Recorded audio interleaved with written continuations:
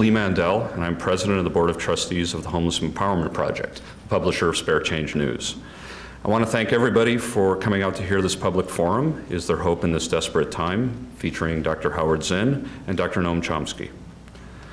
The Homeless Empowerment Project has been helping people who have become homeless or in danger of becoming homeless since 1992.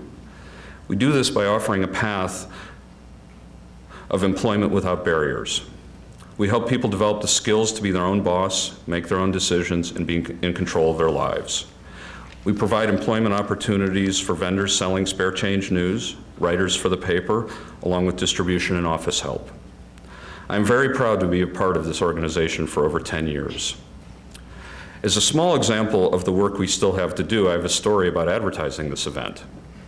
As I usually do, I sent out many email announcements about this event to every list that I know, and probably some more. Here's one response that both infuriated and motivated me. Quote, "These two clowns have been promoting their socialist crap since I was in college."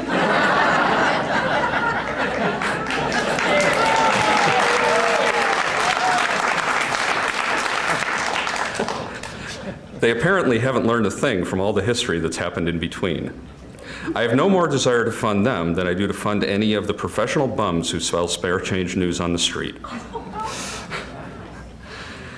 As you can see, despite all of the good work we and many other organizations and individuals have done, there is still much to do educating people and dispelling myths.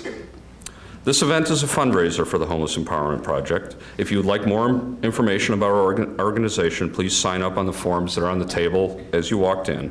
You can also talk to any of the folks with badges on, and we'll be happy to answer any questions. We have copies of Howard Zinn's new book, Voices of a People's History of the United States, for sale, and Howard has graciously said that he will be signing the books after the event. I would now like to hand the microphone over to Paula Matthew.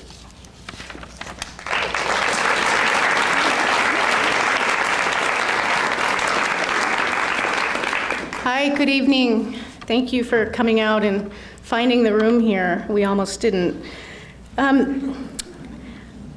My name's Paula Matthew, and Fran, the director of Spare Change, asked me to introduce the speakers tonight, which is both daunting and in some ways unnecessary because you're all here, so you're here for a reason, but I'll go ahead and do it anyhow. It's hard to introduce two people whose breadth of work and commitments are as ambitious and accomplished as Howard Zinn's and Noam Chomsky's. I was doing some research, and you could literally spend the better part of your lifetime reading the work prepared by tonight's speakers. I think Dr. Chomsky has about 60 books. Is that an accurate count? And it's just amazing. And it's really a testament to both of these men that they agreed to take part in this very small event for a very small organization tonight. And the Homeless Empowerment Project is truly privileged to have you both here. So thank you very much, and welcome to you both.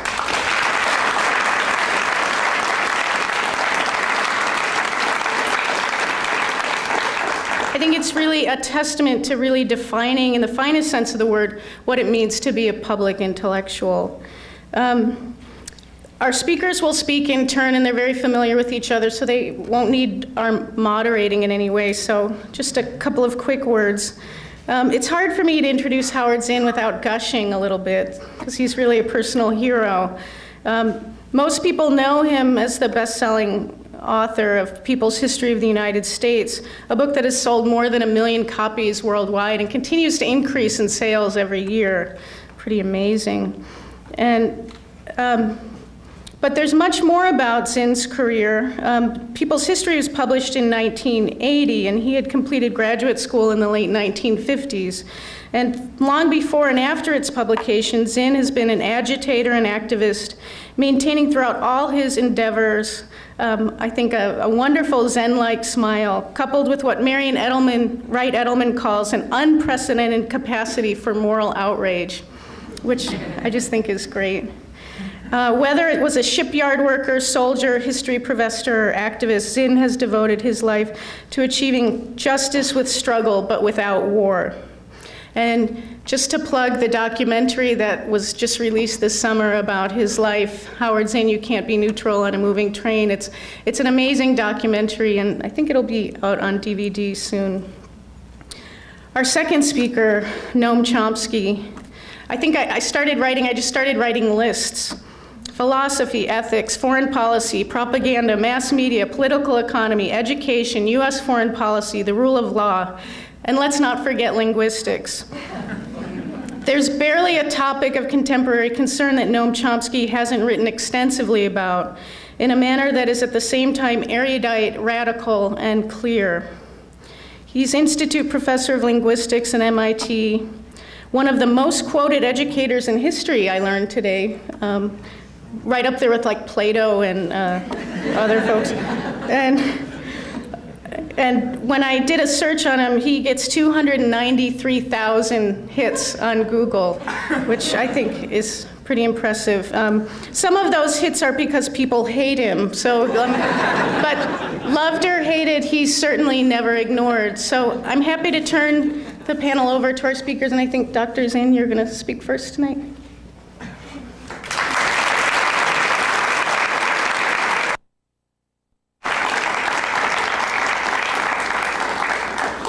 Thank you, Paula.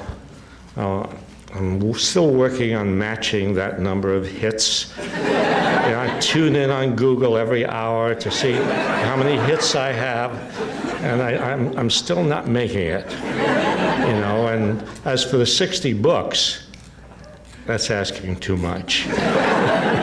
Really.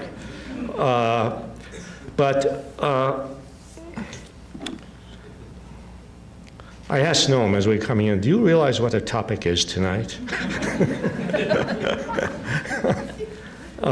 Do you know what the topic is tonight? Yes. Yeah? I was hoping you'd forget. It has something to do with hope, right? Right? How can we be hopeful in desperate times? So maybe we should divide the work. I'll talk about hopeful, and Noam will talk about desperate.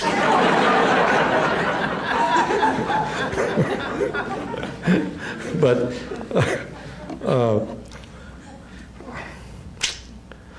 actually, that question comes up again and again. I'm sure Noam faces it all the time, and I face it all the time, and you probably face it all the time, right? Because if you're like me, you have a lot of friends who are depressed. A lot of friends who go around very gloomy, think the world is coming to an end. Bush is in office. Ashcroft is there. Rumsfeld is there. You turn on the television, and those are the only faces you see. And you turn from channel to channel to channel, and you see the same faces again. Then you turn TV off, and the faces are still there. See, we're living in very spooky times, yeah. And you can understand people feeling depressed, you can understand people feeling desperate, because the truth is that this is probably the most dangerous administration, most dangerous presidency that we have had. Somebody said to me, since Harding? And I said, Harding? Are you kidding? Harding was a nice guy. He pardoned Eugene Debs. No, it goes back far. Maybe, Noam was just talking to me about Ahab in the Bible. Maybe it goes back to Ahab, you see. But no, we're faced with evil. It's not that we haven't had bad presidents. In fact, that's hardly all that we've had. The Republicans, Democrats, they get us into wars. They take the resources of the country and they pour it into the military budget. And the Democrats are a little better at giving a little more money to people for health care and for education and so on.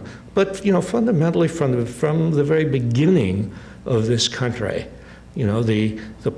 the nation has been in the hands of the rich, of the elite, and they have controlled the legislation. I mean, all you have to do is look at the very first pieces of legislation that were passed by the very first Congress passing Alexander Hamilton's economic program, and it's a program that favors the rich, it favors the bankers, it makes a connection between the banks and the United States, it taxes the farmers in order to pay off the bondholders. It sounds very familiar. And you follow the line all the way up down to the present, And of course, the imperial adventures of the Bush administration, 2 wars in 3 years, he's trying to set a record. 2 wars in 3 years. He seems to have missed a year. But in fact, American foreign policy has been aggressive and imperialist for a very long time, very long time. It was expansionist immediately starting right after the Revolutionary War. And has continued right up to the present day. And it didn't matter whether we had liberals in the White House or conservatives in the White House. It didn't matter whether you had Democrats or Republicans. So it's not as if Bush is a absolute turnabout from what we've had before. It's just an especially evil extension of what we've always faced in this country. And so in a situation like this, can you talk about hope? Yes, you can talk about it. Well, you can even feel it. You can even suggest it. Not because we expect anything immediate to happen that will reverse the direction of American foreign policy or reverse the direction of American national policy. No, if you talk about being hopeful, it's not a good idea to talk about something that you expect immediately. Hope can only come if you have some perspective, some historical perspective, if you think in long terms, if you're willing to be patient. And I don't mean patient in the passive sense.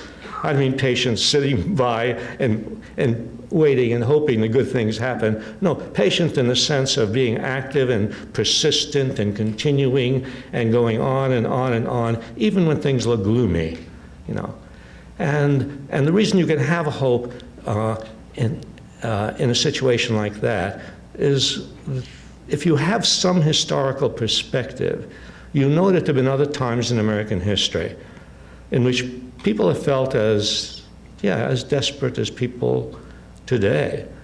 And there was a time when the people who were opposed to slavery in this country had no hope that slavery would be abolished.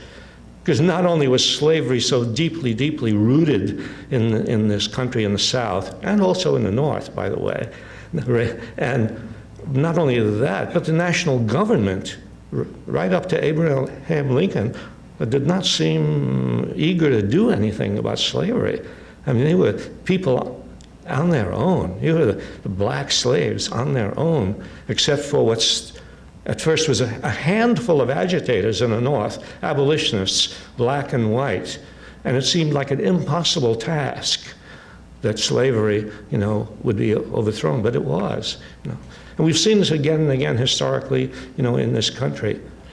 And the labor movement has had to fight against enormous odds. Working people have gone through tremendous grievances for a long, long time, and we're not getting any help. They were not getting any help from Congress or from the Supreme Court or from the president. The 8-hour day was not won because Congress passed a law, because the president issued a decree, or because of a Supreme Court decision. The 8-hour day was won because working people persisted, in spite of the fact that their situation seemed desperate, in spite of the fact that they didn't look very hopeful for them. They had nobody on their side except themselves.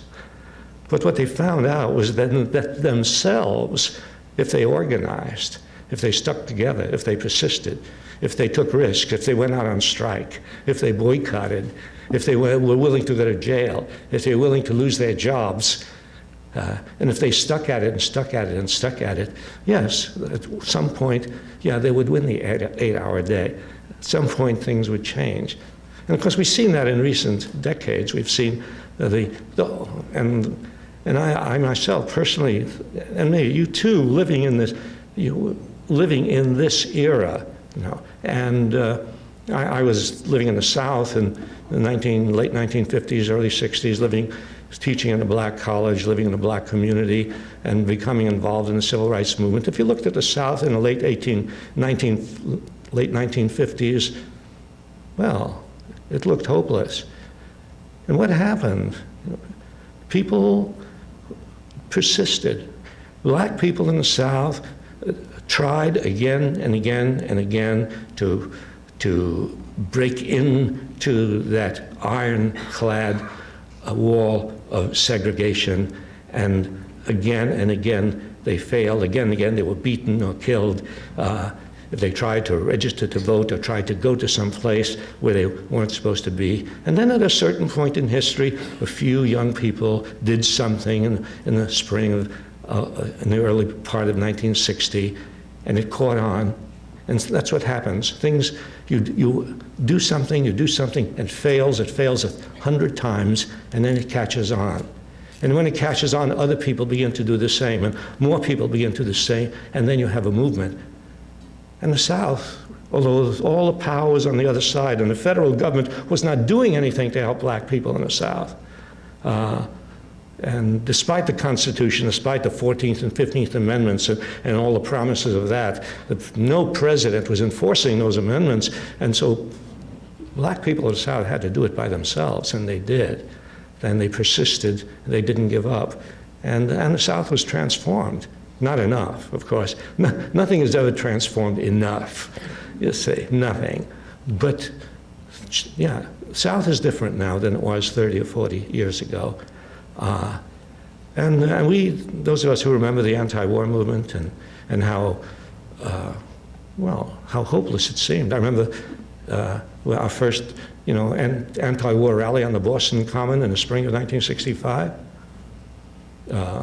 Anti-war rally, Boston Common. About 100 people showed up. A few years later on the Boston Common, 100,000 people showed up. People persisted. People did not give up, And so, we're in one of those periods when people very often ask me, well, how would you compare the situation today with the situation in the anti-war movement or the civil rights movement? I say, well, look, you're thinking of those movements at their height. Think of those movements at their beginning. Think of how it looked when those movements started out. That's how it looks now, except that we're actually ahead of them in many ways. Because despite all what you see on television, and despite what they try to hammer into us, they're in complete control. The fact is that all around this country, there are people in small towns all over this country who are protesting against the war, who are trying to do something for homeless people, doing something for the rights of women, doing something for the environment. I mean, these people don't appear on television. You don't hear about them. You don't read about them, but they're there. There's an enormous number of people in this country who care about the world and about the country, who want to do something about it, and those numbers are going to grow so long as people persist, and don't give up. I will, I'm trying to decide whether I should read this poem. Not mine. I would never read a poem of mine. Not if I wanted people to hang around, you see. But the reason I plucked this poem off my desk this afternoon was because I realized I was speaking to this wonderful group of people who are working for the homeless, the spare change people. They talk about persistence. You walk the streets, and day after day after day after day, you see them selling spare change, and you see the editors putting out this remarkable newspaper with wonderful writing in it, and giving a picture of life in this country, a picture that you don't get, in the major media, of real people and how they live and what they're going through. But the reason I picked this out is because one was written by a friend of mine, and of Noam's too, Daniel Berrigan, Father Daniel Berrigan, that anti-war, anti-military priest who done amazing things. But the reason he wrote this poem in dedication to a person, Mitch Snyder, who worked in Washington, D.C. for a long time for homeless people in Washington, D.C. He worked year after year after year, and he felt desperate about the situation, and he succumbed to it, and he took his own life. And Dan Berrigan wrote this poem in memory of Mitchell Snyder. Some stood up once and sat down. Some walked a mile and walked away. Some stood up twice, then sat down. I've had it, they said. Some walked 2 miles, then walked away. It's too much, they cried. Some stood and stood and stood. They were taken for fools. They were taken for being taken in. Some walked and walked and walked. They walked the earth, they walked the waters, they walked the air. Why do you stand, they were asked, and why do you walk? Because of the children, they said, and because of the heart, and because of the bread.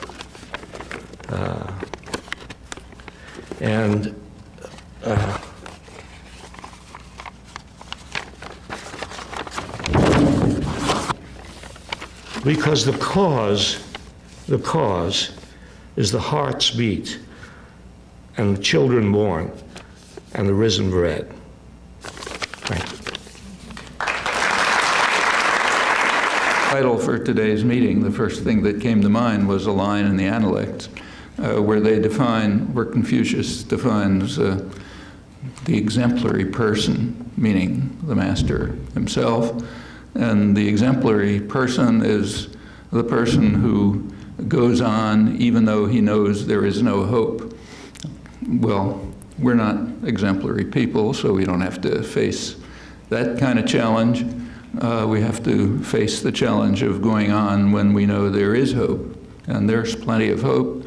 I entirely agree with Howard when he says that we can take off today from a higher plane than has been the case in the past. There is, over time, a regular cycle of activism, achievement, repression, apparent failure, more activism, more repression, and so on.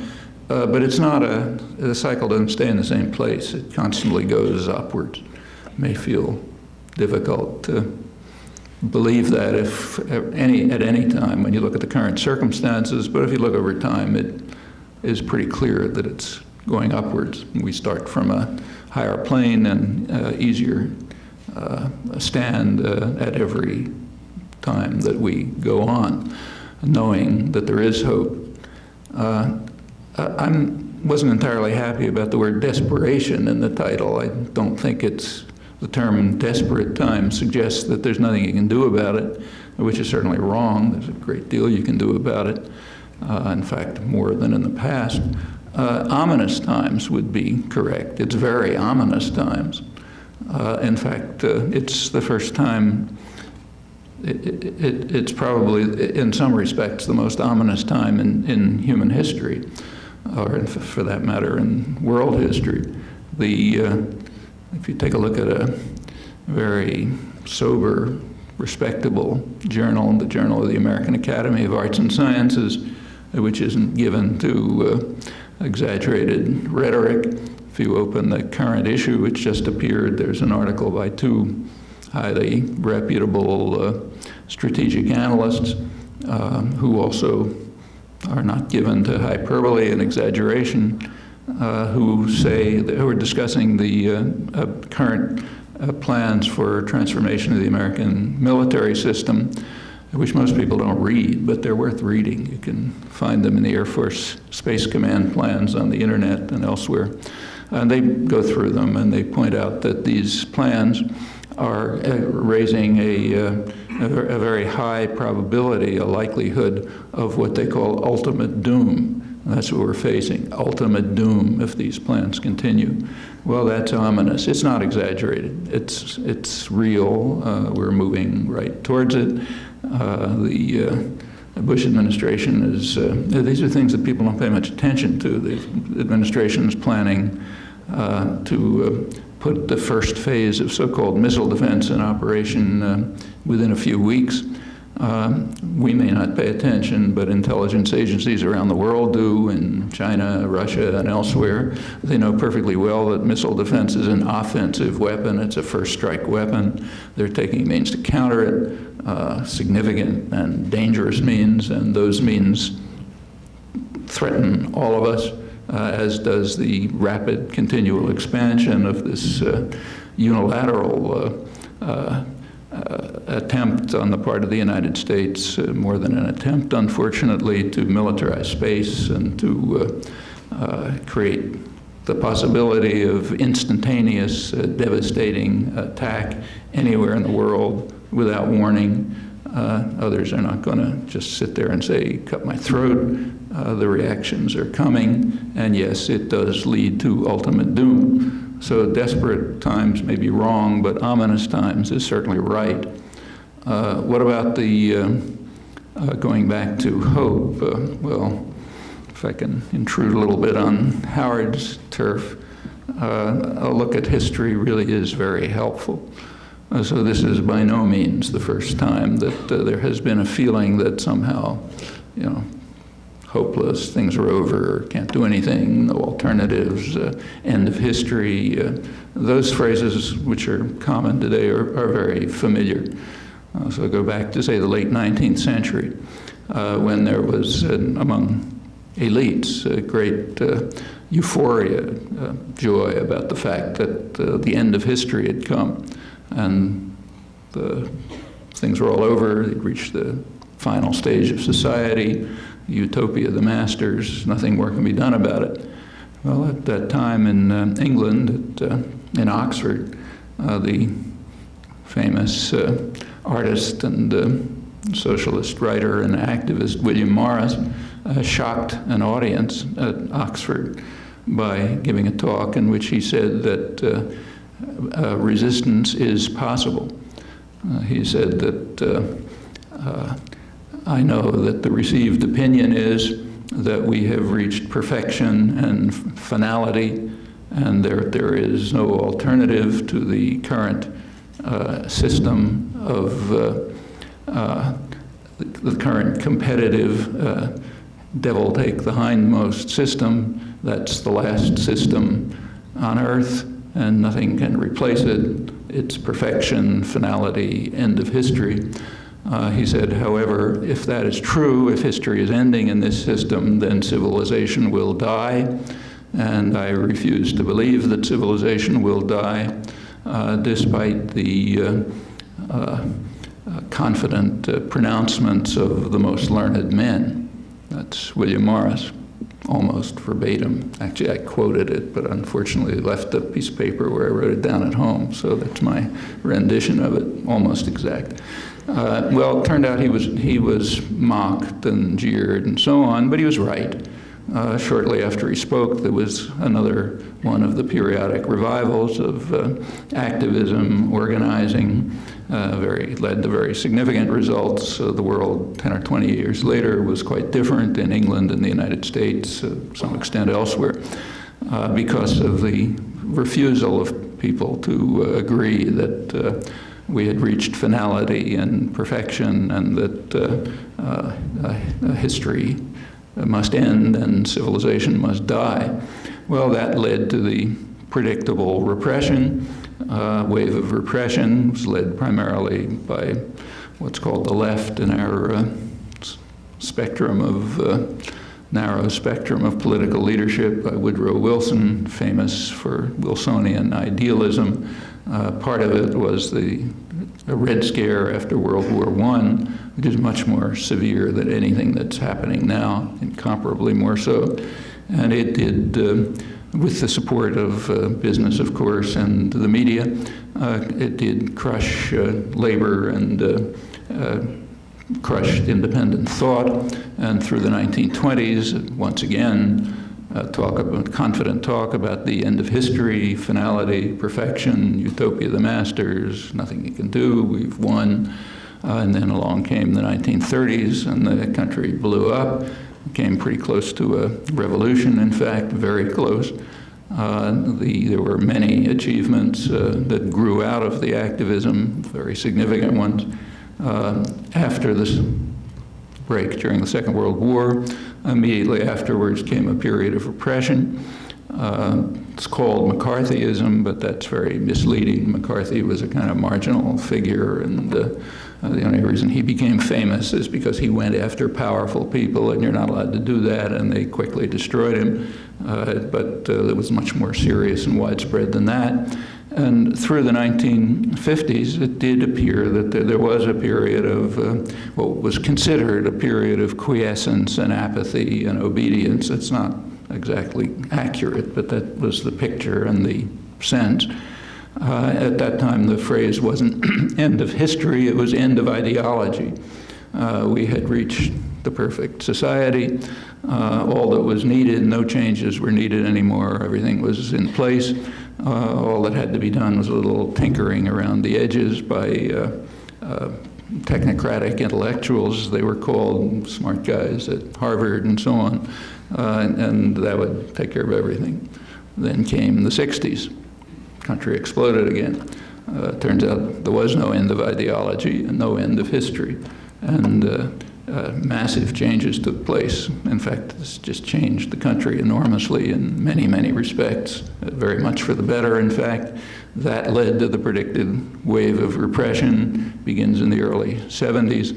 There was enormous concern among elites, again, liberal elites particularly, about what they called the crisis of democracy. The crisis of democracy is the fact that normally passive and apathetic sectors of the population, like young people and women and old people and farmers and workers, this kind of marginal sectors, were becoming active and engaged and entering the political arena where they don't belong. That belongs to the corporate elite. Everyone else is supposed to shut up and follow orders. So that was called a crisis of democracy, an excess of democracy, which had to be overcome with more moderation in democracy. And along comes the anticipated wave of repression. We're right in the middle of it, in fact. It's a long, continuing one. And one of the reasons it's long and continuing is it hasn't worked. It's different from the others. A lot has worked. So, for example, let's take a look at the early 70s. There's a huge increase in the number of corporate lobbyists in Washington to try to make sure that Congress isn't affected by the crisis of democracy, that it doesn't pay attention to the wrong voices, like those people are supposed to shut up, only to the right voices. There's a sudden rise of very well-funded, very dedicated, and often quite vicious right-wing foundations, which were determined to shift the spectrum of opinion way off to the right. Already was pretty far, but make sure it goes very far, cut off everything at the other end. That's had its effects.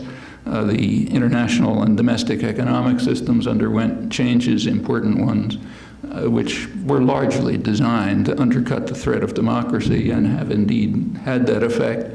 There was one of the concerns over the crisis of democracy was the failure, I'm quoting now, the failure of the institutions responsible for the indoctrination of the young.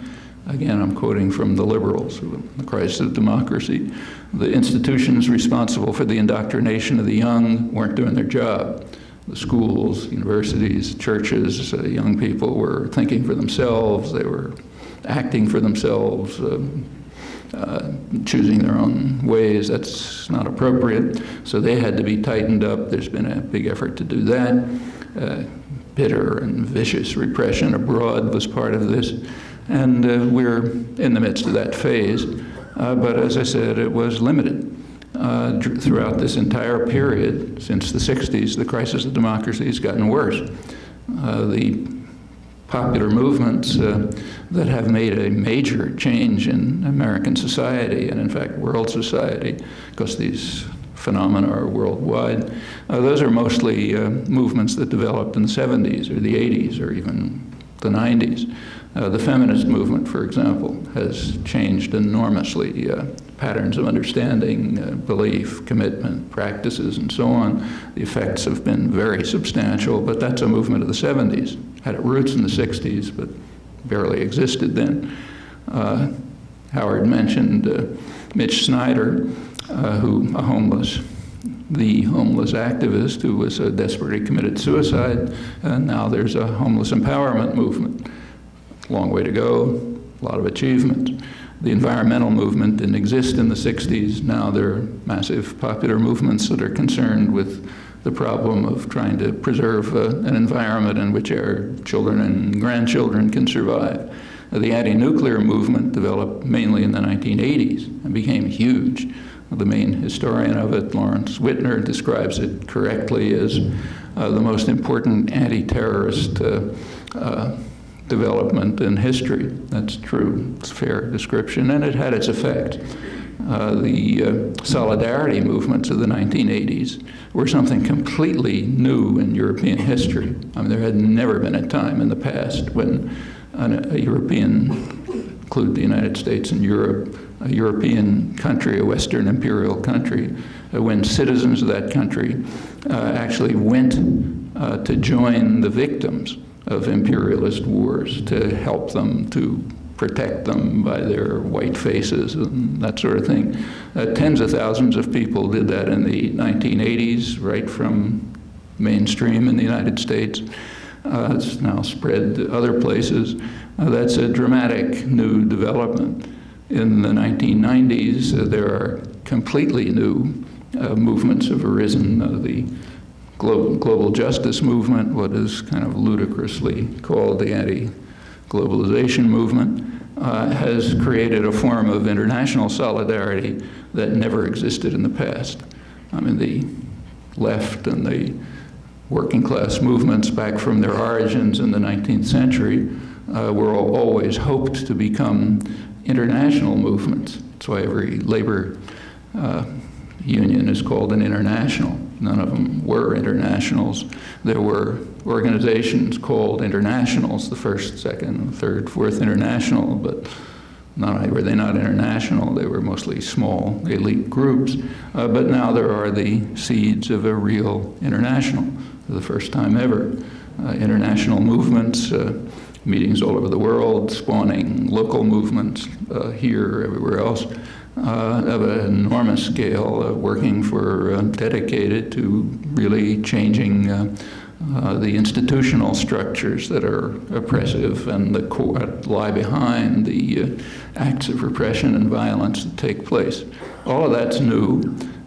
It goes side by side with increasing efforts at repression and violence and so on, and moves that do really threaten ultimate doom. Those phrases are not an exaggeration, but it's a complicated picture, and it means that the efforts of people who do want to go on when they know there's plenty of hope, they don't have to be as exemplary as Confucius, their efforts can take place, begin not from the beginning, but from on the basis of substantial achievements that have really broken new ground and opened new ways and offer plenty of opportunity to people who want to go on, carry it forward, become engaged, involved with ample reason for hope and more than enough reason to continue. Thanks.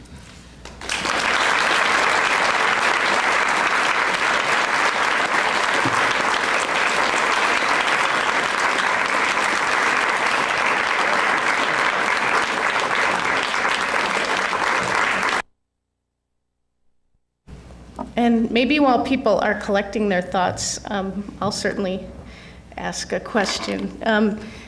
You know, Spare Change is part of a small, struggling, developing international media movement. There's 100 street papers in 27 countries on 6 continents around the world. And we're trying to figure out how to work together. And I wonder if you could talk a little bit about the changes in media, kind of both the concentration of the mainstream media and then the explosion of lots of alternative media. And so many people say, well, the mainstream media doesn't cover this or doesn't cover that. But what is it that alternative media can be doing, especially when there's so many alternative medias? People have so many options now to read.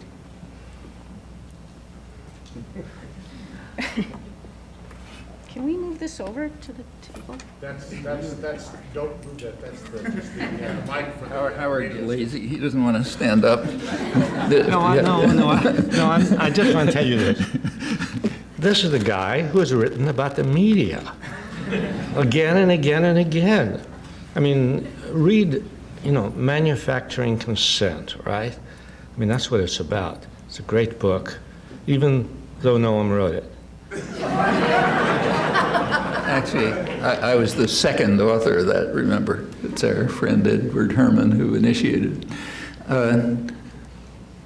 I think what's happening to the media is a pretty good example of what we were both talking about. There are parallel developments.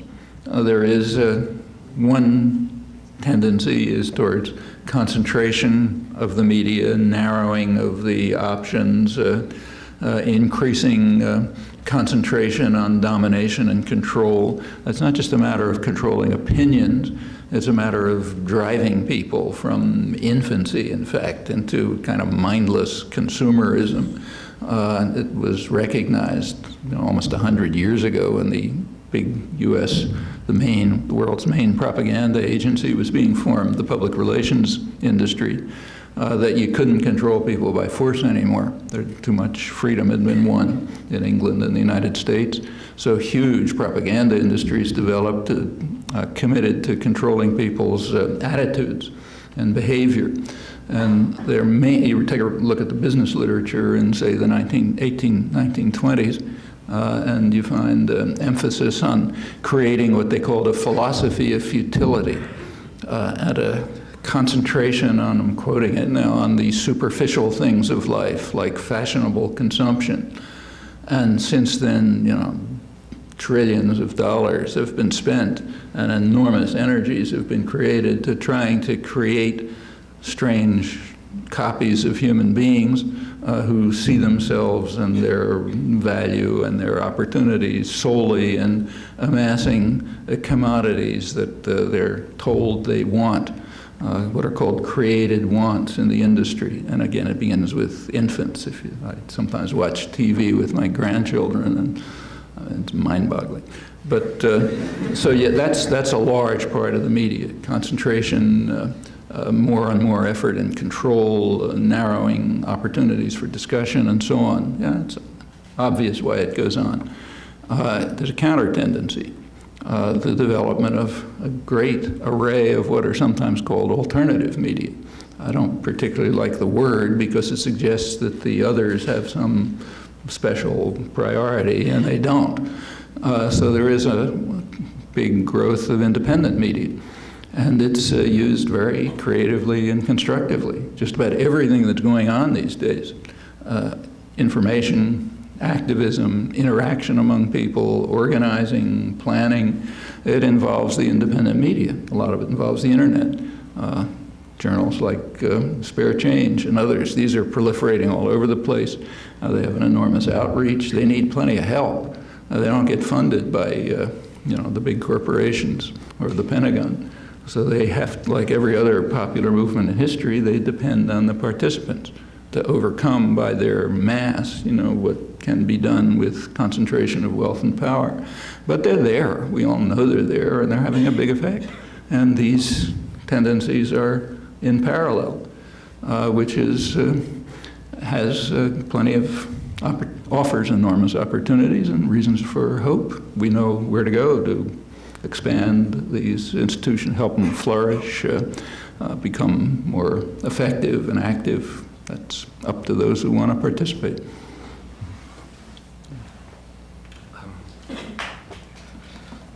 Let me just add a little to what Noam has said about alternative media.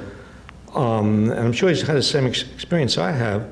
and that is there are a lot of small radio stations around the country. I mean, sure, there's Radio Pacifica, there's Democracy Now, but aside from that, I remember a few years ago they had a conference here in Boston. They had 200 community radio stations represented, and they do a remarkable job. They're not ABC, NBC, but they reach people in some of the most remote areas of the country, and they do very well. And of course, there's David Barsamian with this amazing guy does something called alternative radio, and what he does is he records interviews and speeches. Half of them are by Noam, and the other half, I don't know who they're by, but he records these speeches, the lecture, Barbara Ehrenreich, Michael Moore, there are other people, and records these things and records interviews, and then he sends it out via satellite. And any radio station in the country can pick it up if it wants, and a bunch of them do. And I get calls from radio stations, very often, and these are not alternative radio stations. I get calls from sort of, you might say, regular radio stations. And I guess they want to have the fun of having a dissident voice on their station. And so I do a telephone interview with sometimes a right-wing radio station, in Cicero, Illinois,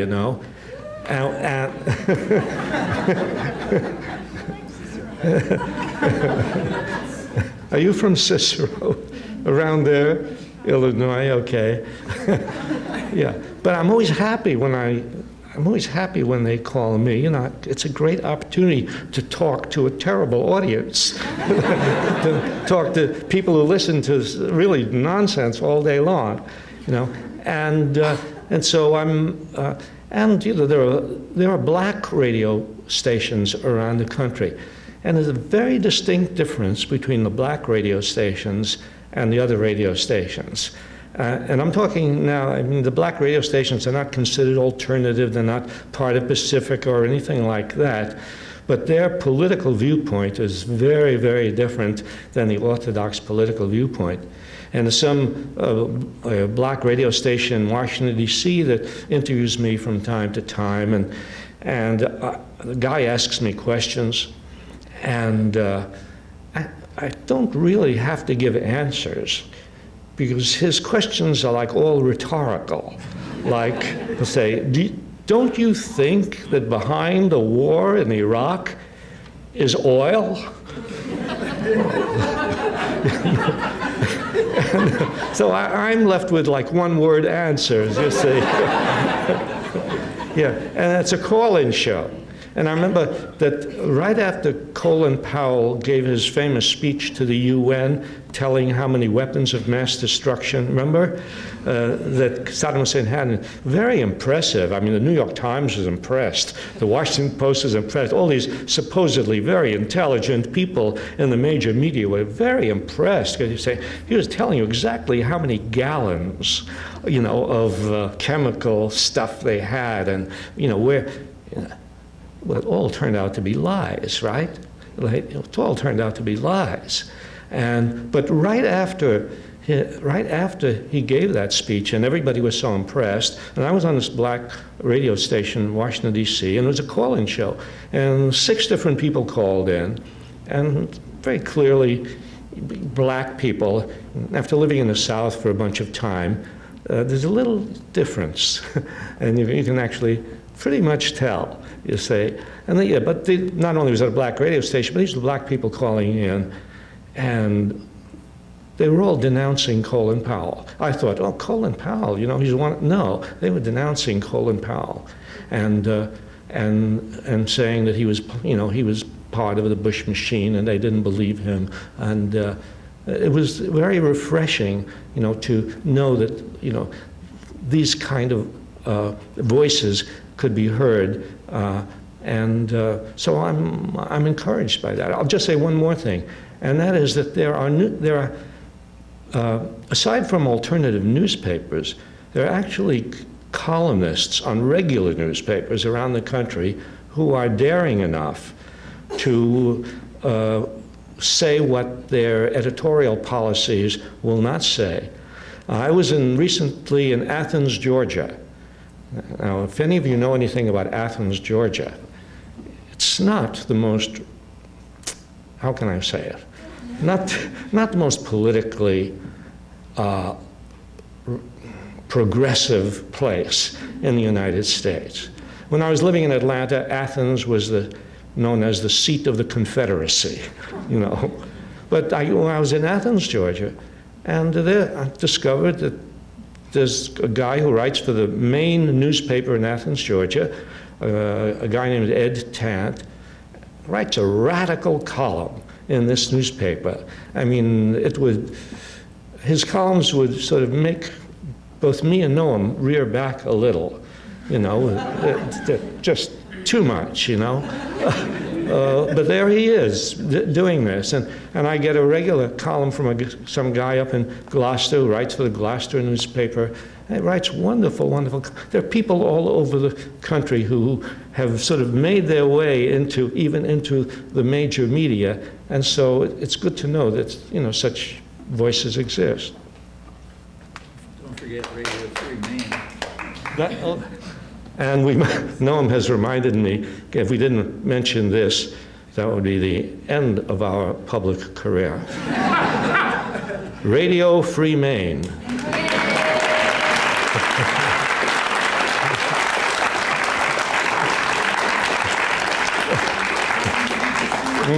What's that? WZBC in Yeah. Boston. ZBC Yeah, in Boston? WZBC in Boston. Boston College, we do 2 hours of progressive programming on Saturdays, Oh. Sounds of Dissent, and Oh. 4 hours on Sundays, and Democracy Now! On weekdays. ZBC. These are the folks that took over for Martin Volker when he left. Just Oh, I didn't know Martin Volker had left. But I'm glad to come here to get the latest news. Okay. But, yeah. And more questions? Actually, one little note on all those radio stations that you're talking about are available on the internet if you want to go out and find them and listen to them. Start with Pacifica and go from there. Some wonderful sources of information.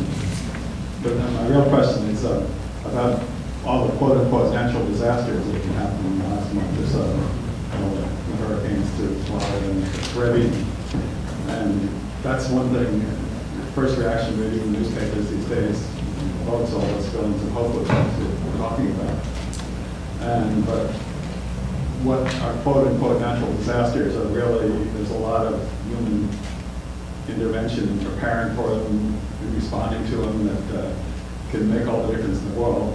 And point to the example of what happened. Cuba took as serious a hit as any other country in the or the United States, and they moved close to 2 million people out of the way, and there were very few deaths, a lot of damage, but very few deaths.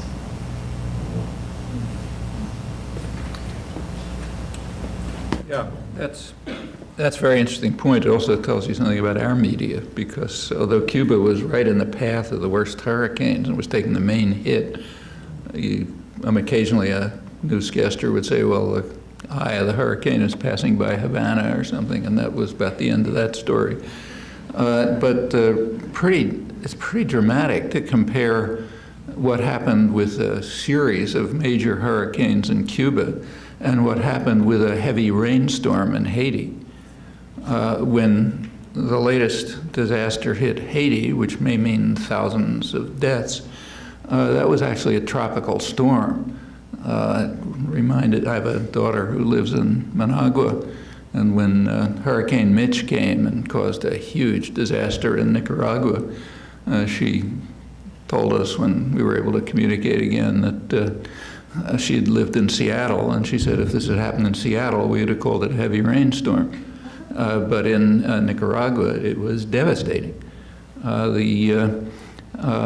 come back to Haiti in a minute, but after Hurricane Mitch, that was 1998, which just killed again hundreds or maybe thousands of people living up in mountainsides, which dying in mudslides and so on.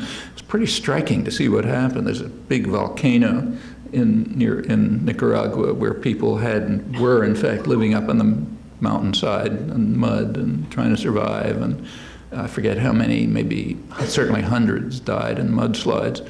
Just a couple of miles away, there's a big plantation run by a conglomerate, the Florida Caña Foundation, conglomerate produces rum. They did great in the hurricane.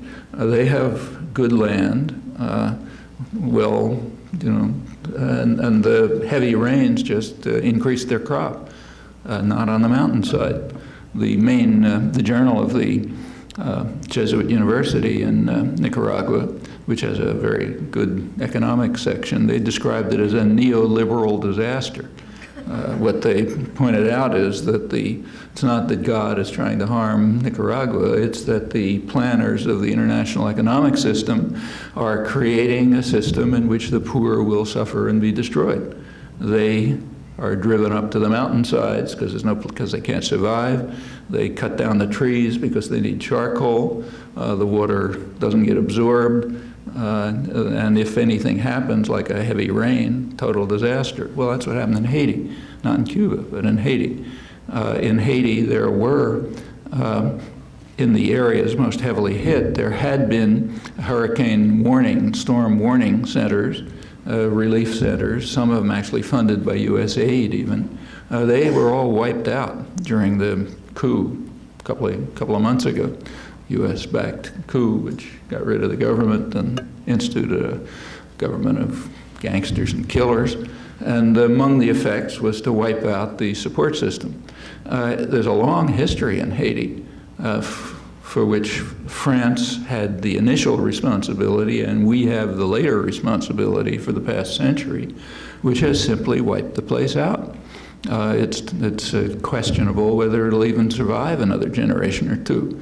If any of you have been there and flown into Haiti, you know when you fly in, it's half the island. One half of the island is green, the other half of the island's brown. Not because people don't work hard, or not because they're not trying, but because they've been strangled, viciously attacked and strangled for a major crime that they carried out in 1804, and nobody will ever forgive them for it. In 1804, they became the first free country in the hemisphere. Free country of free men, to be precise, but the first one. And that they will never be forgiven for. We're still, France practically destroyed them as a result. Huge debt was imposed, indemnities were imposed for the crime of liberating themselves. Never paid it off. The last president was just driven out, President Aristide, requested politely that France might eliminate the interest on the debt from 1825, and he was, of course, just dismissed with ridicule, part of the reason why France supported the overthrow.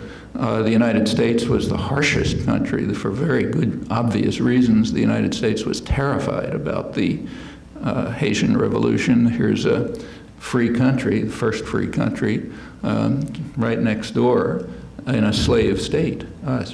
That's a terrible model. The U.S. immediately moved to strangle them after it became a major power. It sort of took over. There have been more U.S. interventions in Haiti in this last century than any other country. And it has been, again, Woodrow Wilson was responsible for an invasion which left the Marines there for almost 20 years, killed, we don't count our victims, but according to Haitian historians, maybe 15,000, 20,000 people, reinstituted virtual slavery. Franklin Delano Roosevelt, who was then Assistant Secretary of the Navy, took credit, whether he did it or not, I don't know, nobody knows, but he took credit for rewriting the Haitian Constitution, which was forced down their throats after the Marines disbanded the parliament because it refused to accept the U.S. in a written constitution, and the reason was because it provided the constitution that the U.S. wrote, which Roosevelt took credit for, allowed the takeover of Haitian lands by U.S. corporations. Well, the Haitian parliament didn't want to accept that, so they were sent out at gunpoint. New parliament was voted in with, I think, 99% of the vote, 5% of the population participating, lots of cheers. American corporations could buy up the land. When the Marines finally left, they left it in the hands of a brutal, vicious National Guard. I won't go through the rest of the story, but it remains equally horrible up to the present, right through Clinton. So yeah, the country is devastated. That's not a natural disaster. That's a human disaster. Whoever raised the question is quite accurate. It's a human disaster, the result of human planning. Predictable. Consequences are predictable. The people who do it with eyes open, and you get neoliberal disasters in Managua, you get devastating disasters in Haiti, again, probably a couple thousand killed, not because of the climate, not because the climate is awful. Climate's also awful in Cuba, and it didn't happen.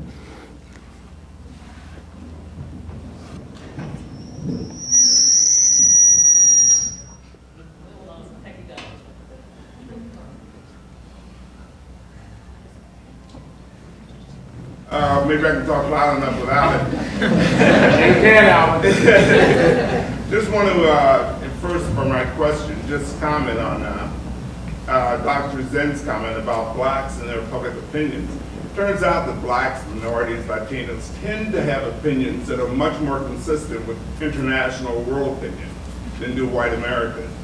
White Americans on a lot of questions like race, abortion, and Nixon or Bush are just off the chart in comparison to the rest of the world. But the Latinos, blacks, et cetera, tend to have a much more international viewpoint on those items. My question was, what do you think about the Dan Rather? Why was it so well known, or why is it even important? I don't ever watch television.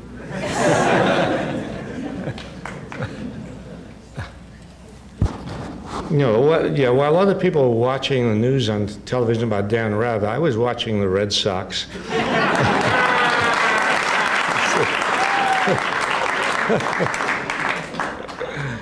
But frankly, that whole business, you know, of military records, I mean, that's what it's all about. Wow, what a terrible thing, you know, forged documents about, who cares? Really, I mean, it's an enormous diversion. The whole business of Kerry boasting about his military prowess, Bush trying to say that, trying to in some way sort of rescue his pitiful military record, you know, by turning attention to phony documents. It's all a diversion from the real issues of what's going on in the campaign.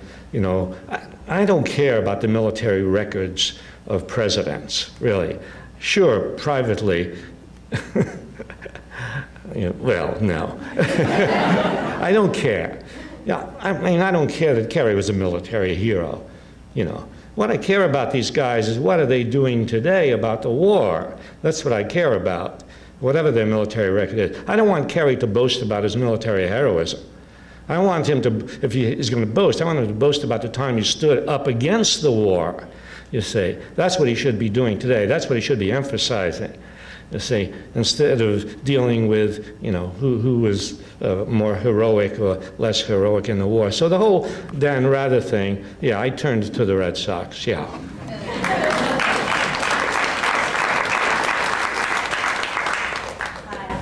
I'd just like to return to the topic about hope for the future. And I just wanted to say that I graduated high school and went to college in 1960, and I've been politically active since then. And being politically active is what keeps me hopeful, aside from history.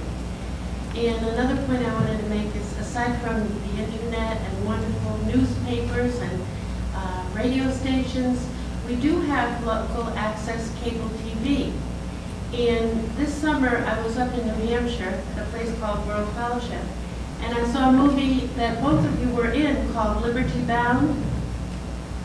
It was done by a young Christine Rose interviewed both of you. And I don't think it's one yet. It was a wonderful film about 9/11 and its aftermath. And I bought a copy along with a copy of another film about the militarization of space, which was horrifying. And I brought the two of them to cable community TV, and they've aired 5 times in the past 2 weeks. Also, the one about the militarization of space that's been airing, and I have another copy that I'm taking to Boston Neighborhood Network TV, and I hope I'm sure I'll have the same result, that they'll show it many times. And I've already received information from Eli at CCTV saying that people had contacted him and said, wow, that was a great film. It had information in it that I never saw before, and they wanted information about how to get the film. So I just want to put in a plug for using your local cable TV stations. And Democracy Now! And Amy Goodman's on Channel 9 in Cambridge. It's great. Just say a word about that. That's a very important point, and it ought to be a point of self-criticism for the activist movement. We really, I mean, there's a lot of criticism of the media and how awful they are and so on and so forth, and I do it too, and it's all correct. But it's not that we can't do anything about it. We have tremendous facilities available to us which we simply aren't using. When Congress passed the cable, whatever the act was back in the early 70s, which granted monopolies to cable companies all over the place, they were compelled by public pressure to insist to ensure that the cable companies and who have the monopoly in some area would put up a community cable station. Now, you know, by the standards of most of the world, those stations are magnificent. You know,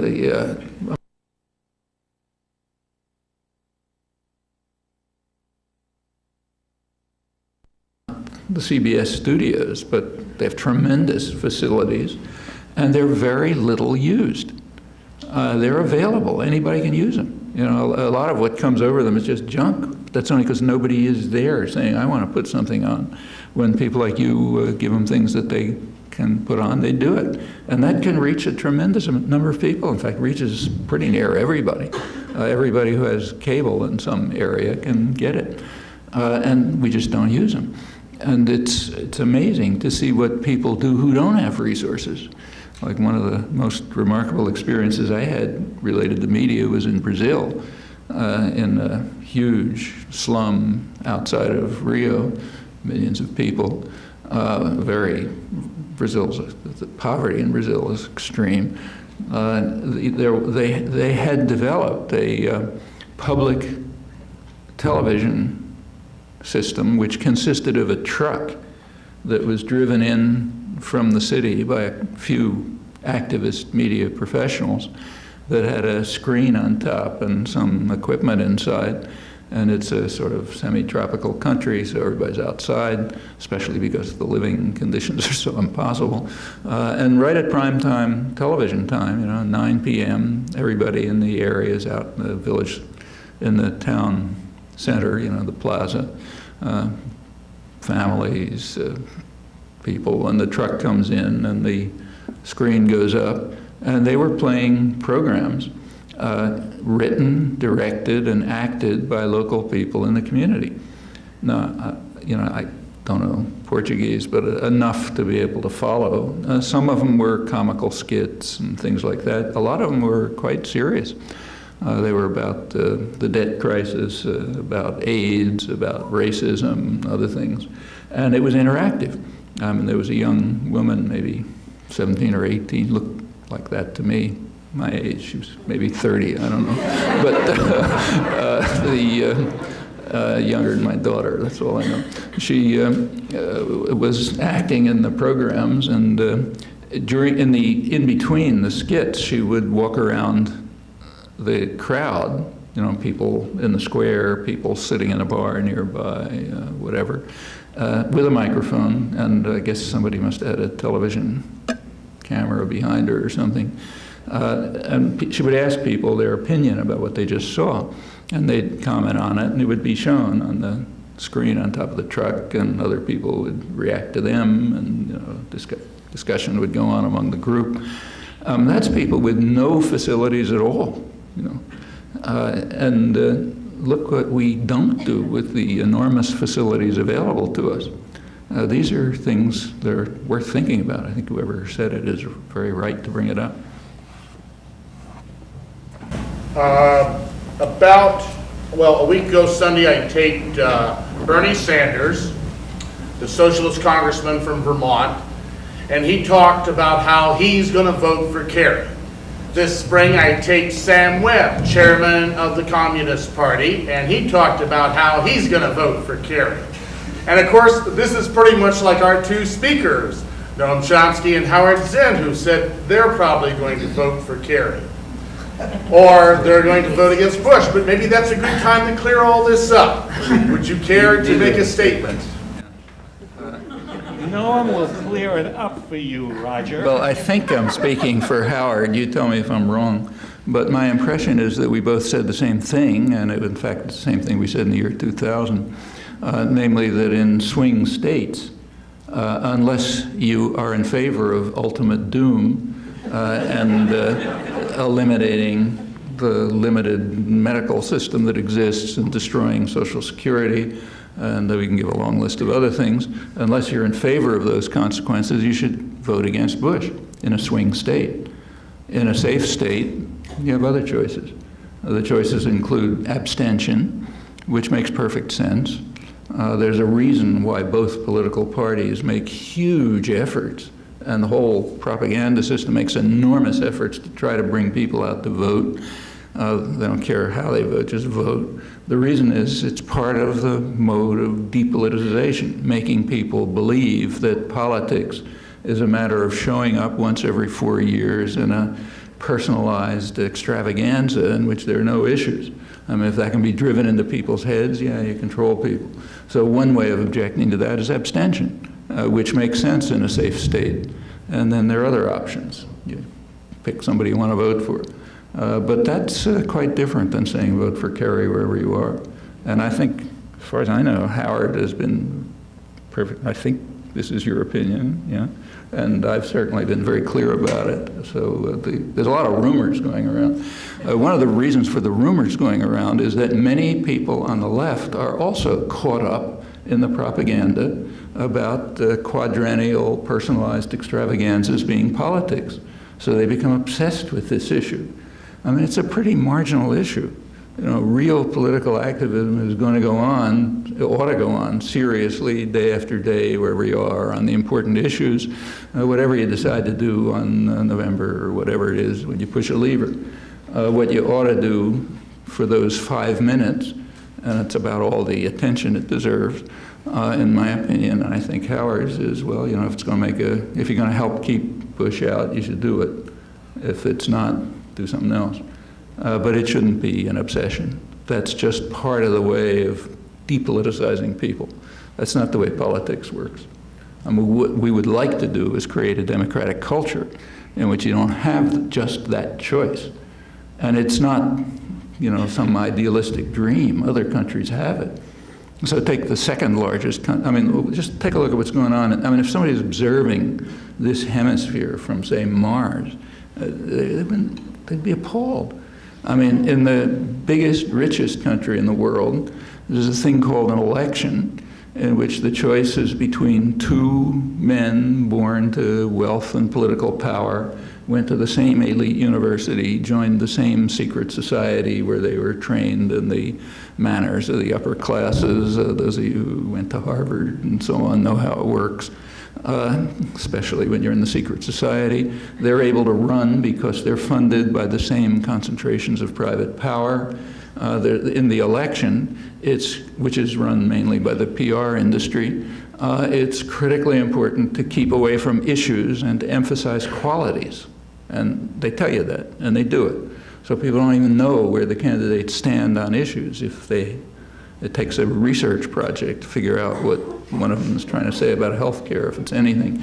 And in fact, if you take a look at the polls, what you're supposed to be concerned with is leadership, you know, is he a nice guy? Would I like to read him, you know, meet him in a bar? The big thing about whether Kerry goes windsurfing while Bush drives a pickup truck with a hoe over his shoulder or something like that. That's what you're supposed to worry about, but not issues. And it shows, the latest Gallup poll, they come out once a week, when they asked people why they were voting, those who had decided to vote.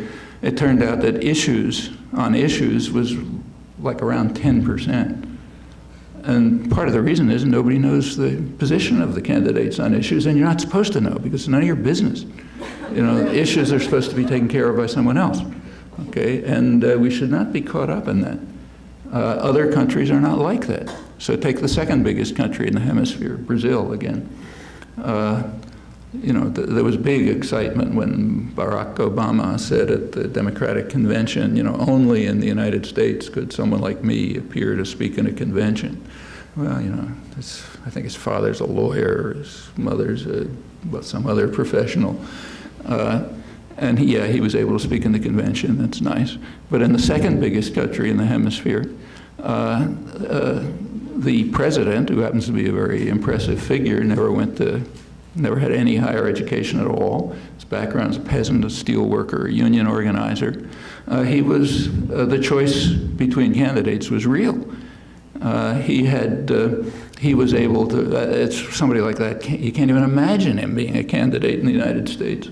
And the barriers against his running are far higher than here. It's a very repressive and violent state. It's tremendous inequality, huge poverty, you know, a lot of people don't have formal education, just as he didn't. The international financial community was trying in every possible way to strangle him, you know, because they were dying to keep him out. But nevertheless, they won. And they won because, and he was able to run and able to win because they have a democratic culture, something which we've lost touch with.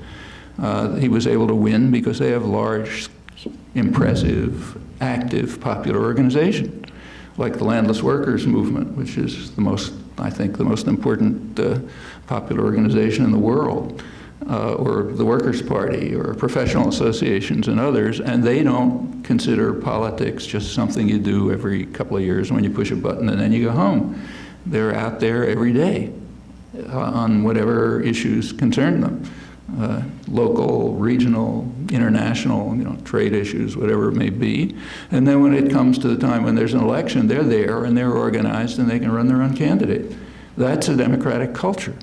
We don't have it. We had it. At various times we have had some elements of it, but it has effectively, significantly deteriorated. And you know, it's not reaching for the moon to say we could try to be as good as Brazil, let's say. That's shouldn't be out of reach. Just as saying that we could have cable community stations that are as good as the one in Brazilian slums isn't reaching for the moon either. These are things we can achieve, and we're not going to achieve them by getting caught up in the propaganda about quadrennial personalized extravaganzas that don't have any issues.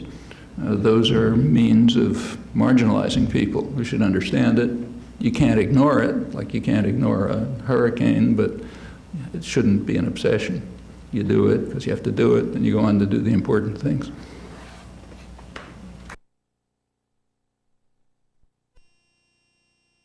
Anything about their personalities. And I don't know anything about them because I don't care about their personalities. I mean, maybe their wives and children do, but I don't. Most of them, I think, are created figures, trained figures who are supposed to act a certain way. I should say this is not a unique opinion of mine. About 75% of the population in the United States regards elections as mostly a farce, run by the public relations industry, big contributors, with candidates carefully trained so that they project the right qualities, you know, but make sure you don't understand anything about issues. So there's a measure, but all this stuff is studied with intense care. That's what political scientists do for a living. So we have a lot of data about it. It hasn't come out for this election yet, but we have it for the 2000 election. One of the measures that they study is what's called issue awareness. Do you know where the candidate stands on issues that are important to you? And it keeps going down every year. In the year 2000, it was at a historic low. Along with another measure, do you think that the government works for you? Keeps going down. And if any of you watched the presidential debates, which I'm afraid I also didn't, but if you did, you'd know exactly why. My wife actually watched them, and she's, intelligent person, taught at Harvard, must be some brains. She couldn't figure out where either of the candidates stood on any issue. And that's purposeful. It's not supposed to be any of your business. Most of the important issues are just off the agenda altogether, the things that people care about. And those that aren't, it's just sound bites. I mean, occasionally I torture myself when I'm driving home by listening to NPR and the traffic jams. And they were actually I've gotten speeding tickets because I got so angry. but I was listening the other day, and they were talking about some big political scientists talking about presidential debates and how important they are, and they went through all the great moments of the presidential debates and how significant they were. And one of them was Nixon-Kennedy, and that was important because Nixon hadn't shaved that day or something like that. So that was the crucial moment in that election. Another was a vice presidential debate with Quayle and Benson. And Quayle said, Benson said, you haven't had much experience. And he said, well, I've had as much experience as John F. Kennedy did. And then Benson said, you're no Jack Kennedy. And that won that election. And then there was a question where somebody asked Dukakis if his wife was raped, would he favor the death penalty? And he gave an honest answer. He said, look, it's a horrible crime. I'm terribly upset, but I'm not in favor of the state having the right to kill people. And my wife, whether it's my wife or anyone else, the same thing. Okay, that lost that election. I mean, those are the things that elections are supposed to turn on. Those are all signs that it's just deeply inculcated into the educated classes, the ones who are doing this stuff and talking about it and listening to it, that democracy should not exist. It's a crime. Participation of the public in making decisions is a crime. The idea of it has to be wiped out of their heads, and elections have to turn on these kinds of things. Like the personalities of the crafted personalities of the candidates. I mean, whether Bush really is a religious fanatic who gets his messages from God, or whether that's what he's trained to look like, is not very important. Actually, it's more dangerous if he really is. But it's bad enough if he's trained to be, and it just doesn't matter that much. Well,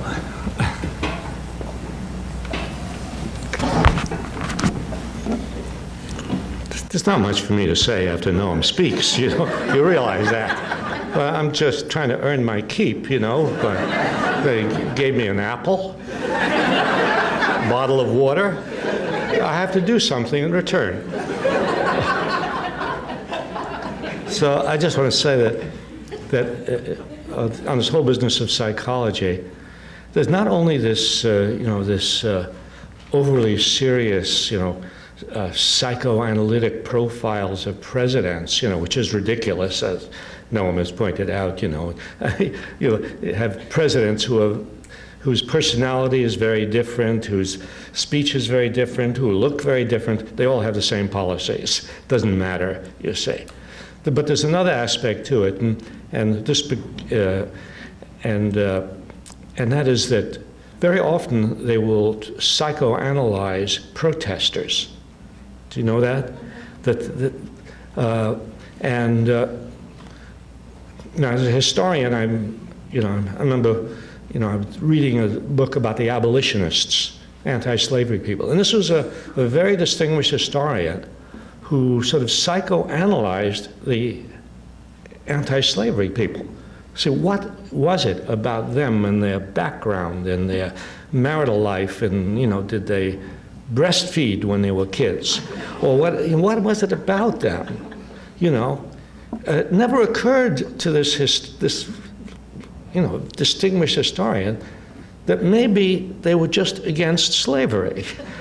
That you didn't have to be, there didn't have to be anything particularly different or wrong or odd about you psychologically in order for you to be against slavery. And I remember in the 1960s there was another distinguished scholars, I like that word distinguished, who psychoanalyzed the radicals of the 60s. You know, when we think about it, I mean, think of the radicals you have known. You say, and ask yourself, do they all have the same kind of personality? Do they all have the same upbringing? Did their parents all treat them the same way? Do they all come from broken marriages or solid marriages? It's ridiculous. You know, people joined movements because they cared about what was going on in the world. So whenever people start talking to me about, you know, the psychological profile or the psychological background or the, you know, and, you know, did Nixon, I remember being annoyed by Oliver Stone's film on Nixon. And Oliver Stone is one of our most socially conscious filmmakers. But I remember being annoyed by his film on Nixon because he seemed to be suggesting that what Nixon did in office had something to do with the way he was brought up by his parents, you know. Whenever you hear stuff like that, beware. You're being deflected from really essential, important facts about the world. Anyway.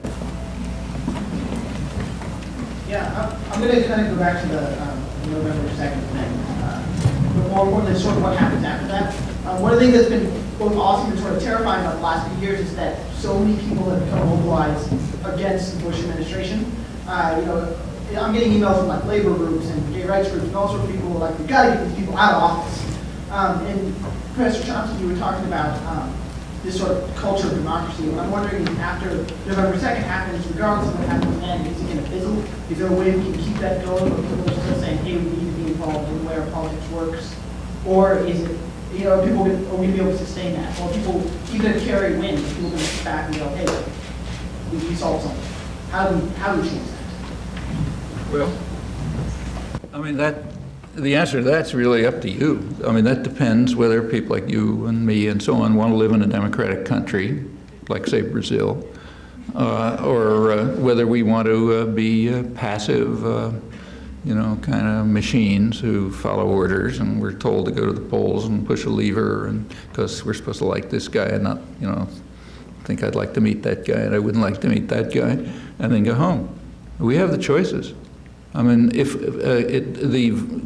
the act of voting may, you know, has whatever importance it has. I mean, it's not zero. If it's going to, in my opinion, to keep Bush out is important. So if you can do something about that, it's not Bush, the people around him, Rumsfeld, Wolfowitz, Cheney. I think those are extremely dangerous people. I don't think phrases like ultimate doom are an exaggeration. I don't think destroying safety regulations in the workplace or eliminating Social Security, I don't think those are jokes. I think they matter to people and we ought to do something about them. But that's a one-time act, you know. You do what you have to do where we are that day for half an hour, but real politics goes on. If you want to be a democratic society, like organizing labor unions, or, you know, mobilizing for homeless people, or you know, concern about ending wars and aggression and so on. If those are your interests, you do them every day, every minute. You have to be a dedicated, committed person. It's not going to happen with lever pushing.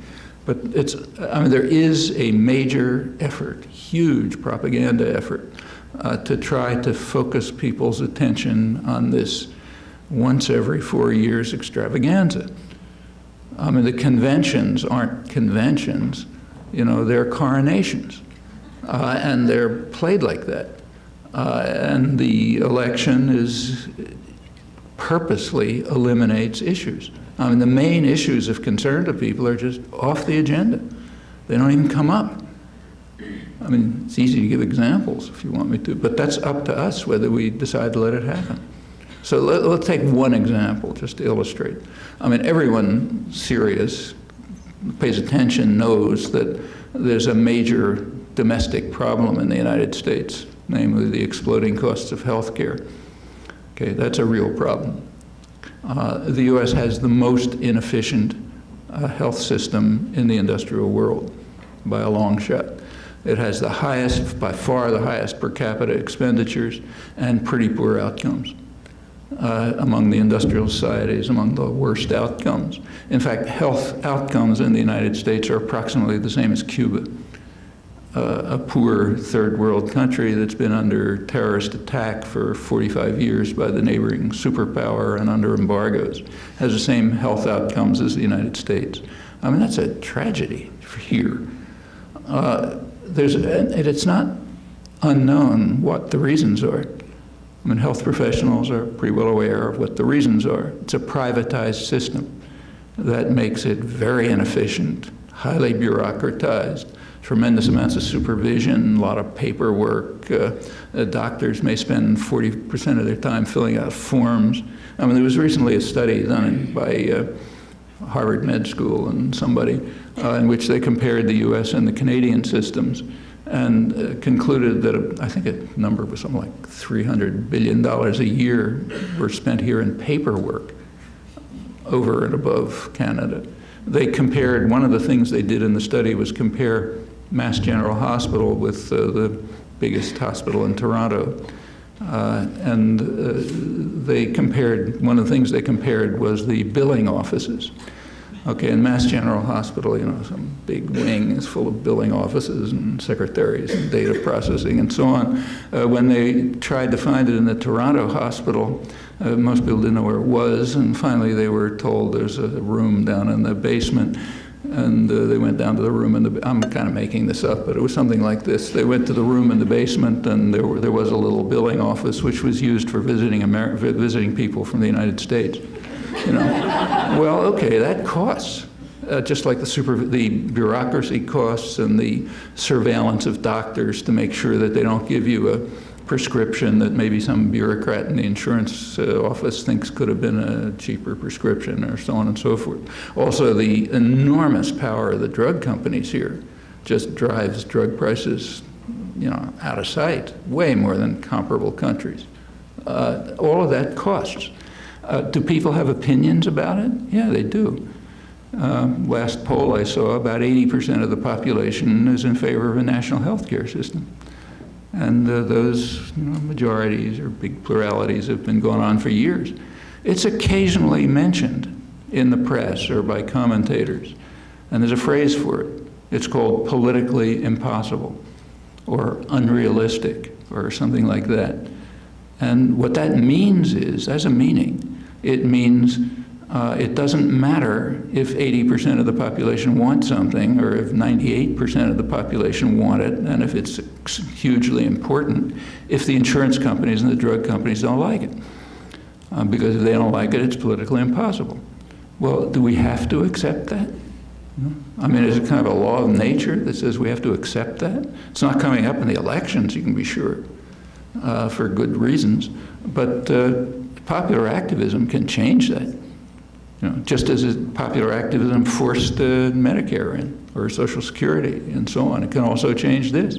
And you've already got a big majority of the population on your side if this is what you want to be active about. But you got to do something about it. And that means not once every 4 years pushing a lever. That means out working every day. And that's just one issue. Same on every other.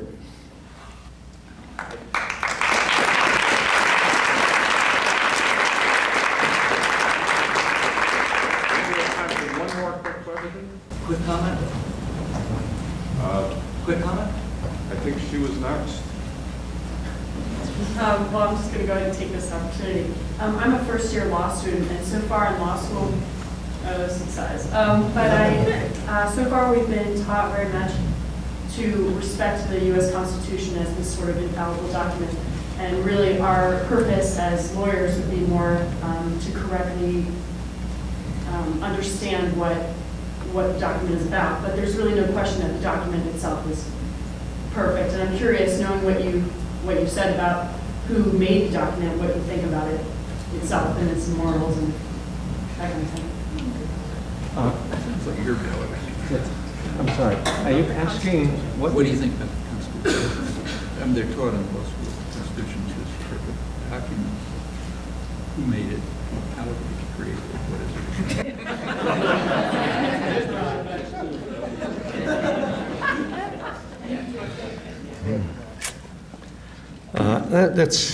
it?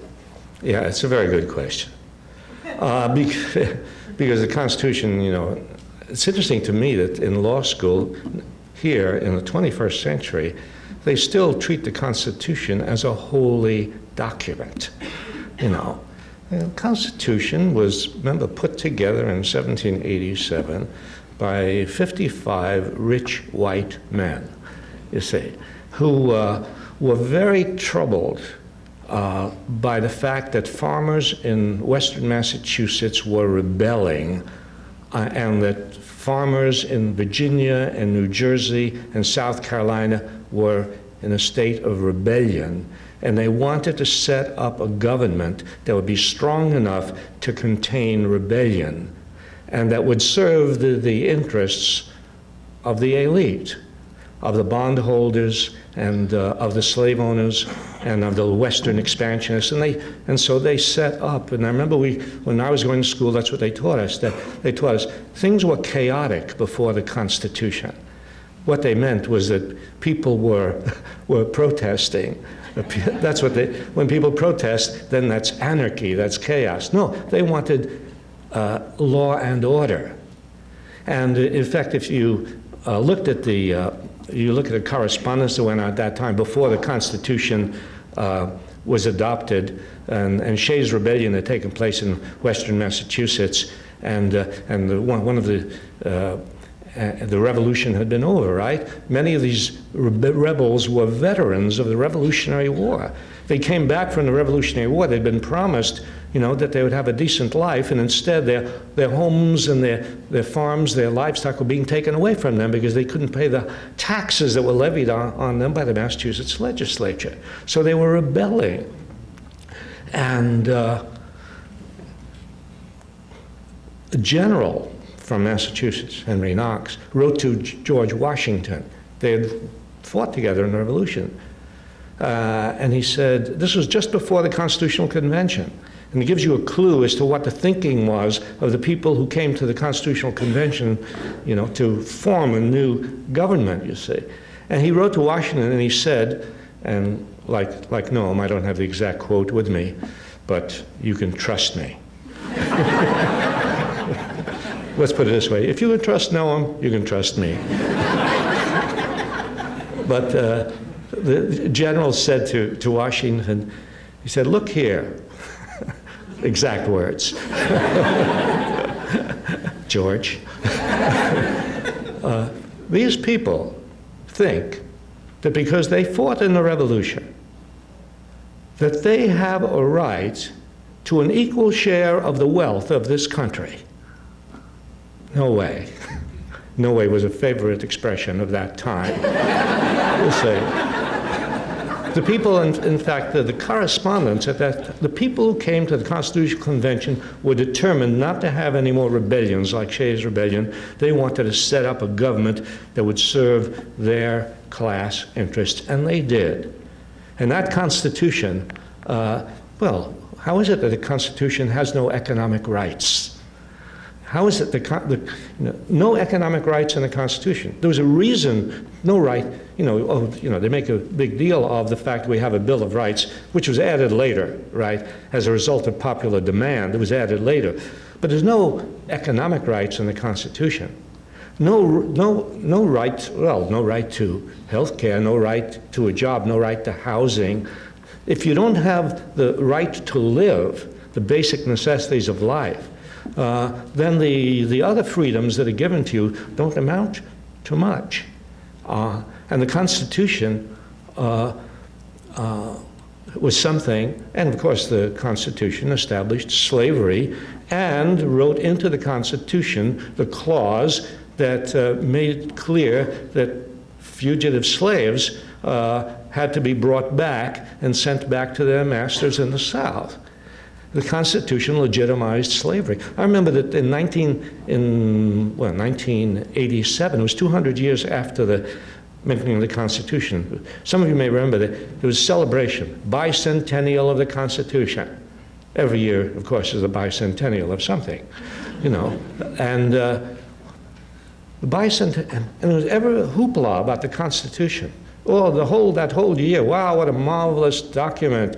In fact, Ronald Reagan, who was president, wrote an essay, believe it or not. He wrote an essay in which he said the Constitution was such a marvelous document. It could only have been framed with the guiding hand of God. That's awesome. I mean, well, that same year, during this all the celebration, there was only one voice in the upper circles of the government that had something critical to say about the Constitution. And that was the one black member of the Supreme Court, Thurgood Marshall. And he said, what is all this hullabaloo about the Constitution? The Constitution legitimized slavery. You know, we shouldn't treat the Constitution as a holy document. I mean, to this day, I mean, this whole emphasis on the Constitution, the glorification of the Constitution, takes our attention away from the fact that the Constitution set up a political framework which has always kept power at the top and which has always served the interests of corporations. And even when they amended the Constitution, as they did in 1868, when they amended the Constitution with the 14th Amendment and 15th Amendment. So the 14th Amendment, they amended the Constitution so that now states could not, according to the 14th Amendment, could treat black people in an unequal way, could not deprive them of their equal rights before the law. And so here's the 14th Amendment. Now the Constitution is presumably establishes racial equality. What happens? You know, the president doesn't enforce the Constitution. For 100 years, no president, whatever his psychology, enforces the Constitution. No president enforces the 14th Amendment. Every president goes along with racial segregation in the South. In fact, the Supreme Court interprets the 14th Amendment to give freedom and protection to corporations.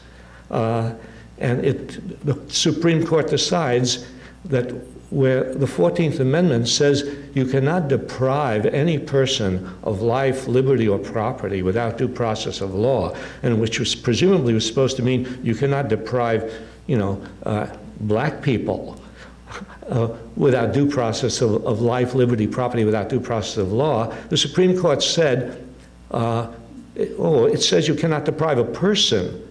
A corporation is a person. And therefore you cannot regulate corporations. Because if you regulate corporations, you're depriving this person, the corporation, of its property. And so if you look at the number of decisions made by the Supreme Court after the 14th Amendment was passed, you find that 10 times as many decisions were made using the 14th Amendment to protect corporations as to protect black people. Anyway, let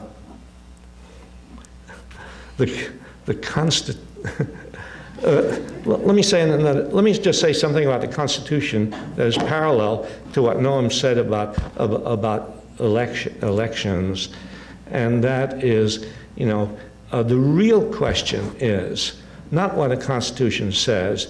The real question is, what do people do to protect their rights? Nothing written in the Constitution, nothing written in law will protect people's rights just because it is written there. People have always had to fight and struggle to get the rights that they needed. And the Constitution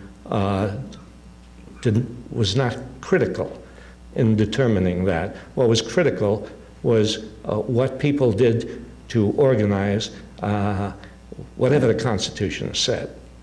So, you know, and the problem with law school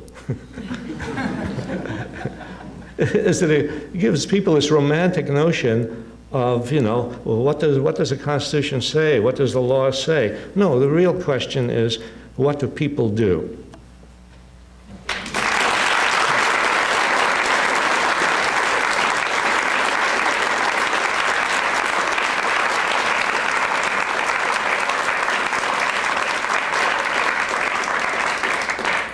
Well, I would like to thank our distinguished guests.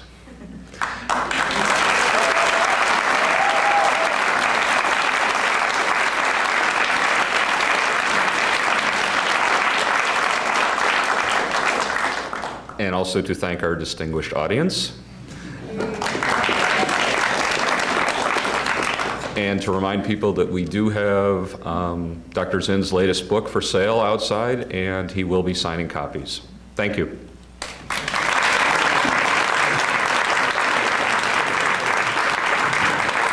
It's truly privileged to have you both here, so thank you very much and welcome to you both.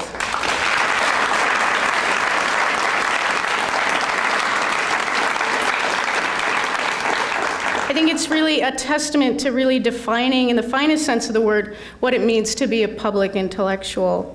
Our speakers will speak in turn, and they're very familiar with each other, so they won't need our moderating in any way, so just a couple of quick words. It's hard for me to introduce Howard Zinn without gushing a little bit, because he's really a personal hero. Most people know him as the best-selling author of People's History of the United States, a book that has sold more than 1 million copies worldwide and continues to increase in sales every year. Pretty amazing. And but there's much more about Zinn's career. People's History was published in 1980, and he had completed graduate school in the late 1950s. And long before and after its publication, Zinn has been an agitator and activist, maintaining throughout all his endeavors, I think, a wonderful Zen-like smile, coupled with what Marion Wright Edelman calls an unprecedented capacity for moral outrage, which I just think is great. Whether it was a shipyard worker, soldier, history professor, or activist, Zinn has devoted his life to achieving justice with struggle, but without war. And just to plug the documentary that was just released this summer about his life, Howard Zinn, You Can't Be Neutral on a Moving Train. It's an amazing documentary, and I think it'll be out on DVD soon. Our second speaker, Noam Chomsky. I think I just started writing lists. Philosophy, ethics, foreign policy, propaganda, mass media, political economy, education, US foreign policy, the rule of law, and let's not forget linguistics. There's barely a topic of contemporary concern that Noam Chomsky hasn't written extensively about, in a manner that is at the same time erudite, radical, and clear. He's Institute Professor of Linguistics at MIT, one of the most quoted educators in history, I learned today, right up there with like Plato and other folks. And when I did a search on him, he gets 293,000 hits on Google, which I think is pretty impressive. Some of those hits are because people hate him, so, but loved or hated, he's certainly never ignored. So I'm happy to turn the panel over to our speakers, and I think Dr. Zinn, you're going to speak first tonight.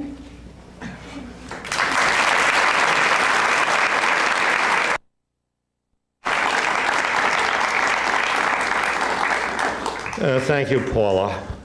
I'm still working on matching that number of hits. I tune in on Google every hour to see how many hits I have, and I'm still not making it. You know, and as for the 60 books, that's asking too much. Really.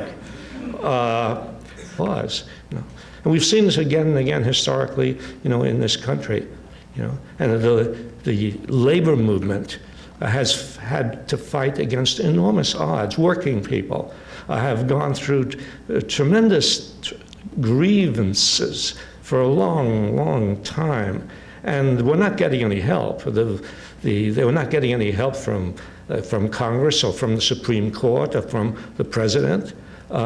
The 8-hour day was not won because Congress passed a law, because the president issued a decree, or because of a Supreme Court decision. The 8-hour day was won because working people persisted, in spite of the fact that their situation seemed desperate, in spite of the fact that, they didn't look very hopeful for them. They had nobody on their side except themselves. But what they found out was that themselves, if they organized, if they stuck together, if they persisted, if they took risks, if they went out on strike, if they boycotted, if they were willing to go to jail, if they were willing to lose their jobs, and if they stuck at it and stuck at it and stuck at it, yes, at some point, yeah, they would win the 8-hour day. At some point, things would change. And of course, we've seen that in recent decades. We've seen and I myself personally, and maybe you too, living in this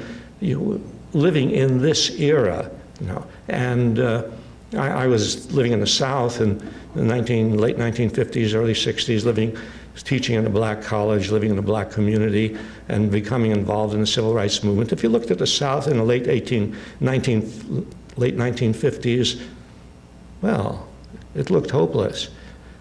And what happened? People persisted.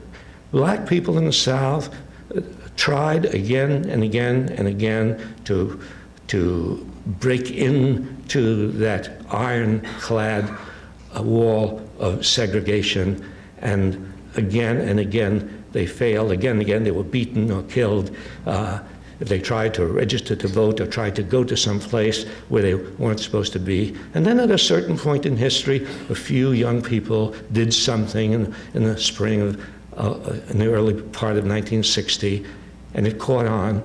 And that's what happens. Things, you do something, and it fails 100 times, and then it catches on.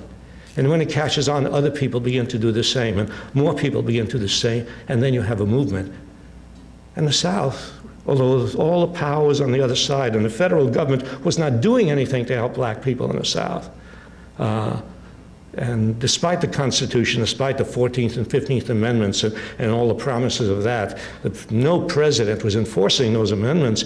And so black people in the South had to do it by themselves, and they did. And they persisted, they didn't give up. And the South was transformed. Not enough, of course. Nothing is ever transformed enough, you see, nothing. But yeah, South is different now than it was 30 or 40 years ago. And the United States, it taxes the farmers in order to pay off the bondholders. Sounds very familiar. And you follow the line all the way up down to the present, And of course, the imperial adventures of the Bush administration, 2 wars in 3 years, he's trying to set a record. 2 wars in 3 years. He seems to have missed a year. But in fact, American foreign policy has been aggressive and imperialist for a very long time, very long time. It was expansionist immediately starting right after the Revolutionary War. And has continued right up to the present day. And it didn't matter whether we had liberals in the White House or conservatives in the White House. It didn't matter whether you had Democrats or Republicans. So it's not as if Bush is a absolute turnabout from what we've had before. It's just an especially evil extension of what we've always faced in this country.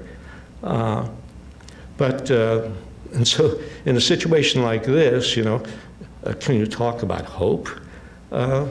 Yes, you can talk about it. Well, you can even feel it. You can even suggest it. Not because we expect anything immediate to happen that will reverse the direction of American foreign policy or reverse the direction of American national policy. No, if you talk about being hopeful, it's not a good idea to talk about something that you expect immediately. Hope can only come if you have some perspective, some historical perspective, if you think in long terms, if you're willing to be patient. And I don't mean patient in the passive sense. I don't mean patience sitting by and waiting and hoping the good things happen. No, patient in the sense of being active and persistent and continuing and going on and on and on, even when things look gloomy, you know. And the reason you can have hope in a situation like that is if you have some historical perspective, you know that there have been other times in American history in which people have felt as desperate as people today. And I mean, there was a time when the people who were opposed to slavery in this country had no hope that slavery would be abolished. Because not only was slavery so deeply, deeply rooted in this country in the South, and also in the North, by the way, and not only that, but the national government, right up to Abraham Lincoln, did not seem eager to do anything about slavery. I mean, they were people on their own. You were the black slaves on their own, except for what's at first was a handful of agitators in the North, abolitionists, black and white, and it seemed like an impossible task that slavery, you know, would be overthrown, but it was. Lee Mandel, and I'm president of the Board of Trustees of the Homeless Empowerment Project, publisher of Spare Change News. I want to thank everybody for coming out to hear this public forum. Is there hope in this desperate time? Featuring Dr. Howard Zinn and Dr. Noam Chomsky. The Homeless Empowerment Project has been helping people who have become homeless or in danger of becoming homeless since 1992. We do this by offering a path of employment without barriers. We help people develop the skills to be their own boss, make their own decisions, and be in control of their lives. We provide employment opportunities for vendors selling Spare Change News, writers for the paper, along with distribution and office help. I'm very proud to be a part of this organization for over 10 years. As a small example of the work we still have to do, I have a story about advertising this event. As I usually do, I sent out many email announcements about this event to every list that I know, and probably some more. Here's one response that both infuriated and motivated me. Quote, "These two clowns have been promoting their socialist crap since I was in college."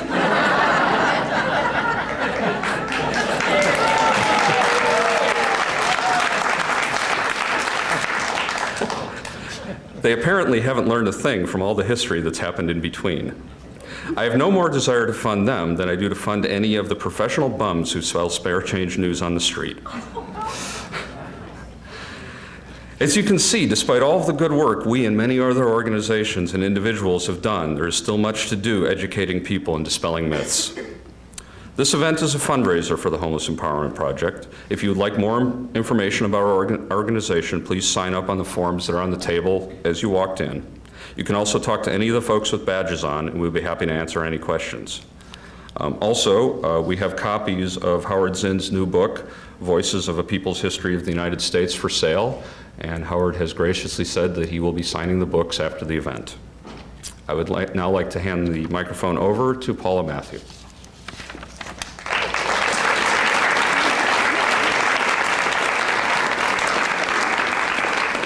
Hi, good evening. Thank you for coming out and finding the room here. We almost didn't. My name's Paula Matthew, and Fran, the director of Spare Change, asked me to introduce the speakers tonight, which is both daunting and in some ways unnecessary because you're all here, so you're here for a reason, but I'll go ahead and do it anyhow. It's hard to introduce two people whose breadth of work and commitments are as ambitious and accomplished as Howard Zinn's and Noam Chomsky's. I was doing some research, and you could literally spend the better part of your lifetime reading the work prepared by tonight's speakers. I think Dr. Chomsky has about 60 books. Is that an accurate count? And it's just amazing. And it's really a testament to both of these men that they agreed to take part in this very small event for a very small organization tonight, and the Homeless Empowerment Project. But I asked Noam as we were coming in, do you realize what the topic is tonight? Do you know what the topic is tonight? Yes. Yeah? I was hoping you'd forget. It has something to do with hope, right? Right? How can we be hopeful in desperate times? So maybe we should divide the work. I'll talk about hopeful, and Noam will talk about desperate.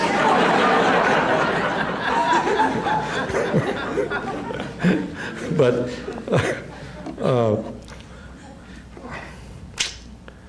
actually, that question comes up again and again. I'm sure Noam faces it all the time, and I face it all the time, and you probably face it all the time, right? Because if you're like me, you have a lot of friends who are depressed, a lot of friends who go around very gloomy, think the world is coming to an end, Bush is in office, Ashcroft is there, Rumsfeld is there. You turn on the television, and those are the only faces you see. And you turn from channel to channel to channel, and you see the same faces again. Then you turn TV off, and the faces are still there. See, we're living in very spooky times. Yeah. And you can understand people feeling depressed, you can understand people feeling desperate, because the truth is that this is probably the most dangerous administration, most dangerous presidency that we have had. Somebody said to me, since Harding? And I said, Harding? Are you kidding? Harding was a nice guy. He pardoned Eugene Debs. No, it goes back far. Maybe, well, Noam was just talking to me about Ahab in the Bible. Maybe it goes back to Ahab, you see. But no, we're faced with evil.